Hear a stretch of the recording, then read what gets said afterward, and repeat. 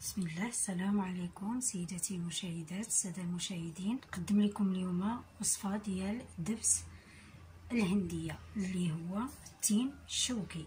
هو هذا اللي ما تعرفوش الهنديه بالدارجه المغربيه، ولكن التين الشوكي باللغه العربيه. بسم الله على بركه الله.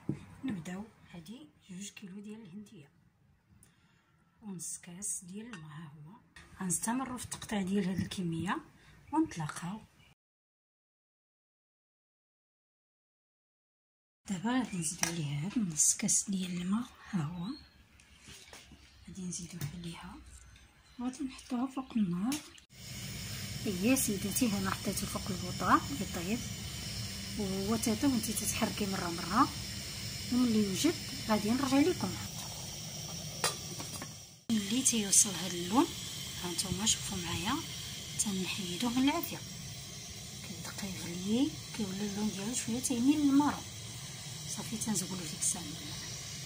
ها هي طفينا عليها وغادي نصفيوها بالزيت ديال حياتي. بسم الله. حتى غير بشويه باش ما ترشكم حيت سخونه بزاف. هاد الخلطه كنجمعوها بشويه بشويه.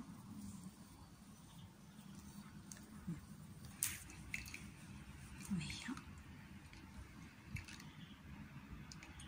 وهكذا تيخرج لينا هاد السيرو ديالها وغادي نرجعوه فوق النار. ما كنضغطوش عليها بزاف باش يخرج داك اللب ديالها، حيت بغينا غير هاد السائل بوحدو، ما بغيناش داك الالياف ديالو يكونوا في. بغينا هاد الماء صافي بحال هكا. هذه هي الكميه اللي حصلنا عليها من هاد 2 كيلو ديال التين الشوكي اولا الهنديه. هي هذه وحنا غنردوها لهاد الاناء. بسم الله. هادو قشور ديال الليمون غادي نزيدو عليهم 2 قشرات ديال الليمون. ها هما كنخليوها حتى كيتبخر هاد الماء اللي فيها، كتبقى على شكل العسل. ملي كيبدا سيداتي يطلع هاد الرغوه ديالو بحال هكذا صافي تيكون وجد وتيكون عقد. وغادي نرجعو لكم نوريو لكم كيفاش رجع في الشكل ديالو النهائي.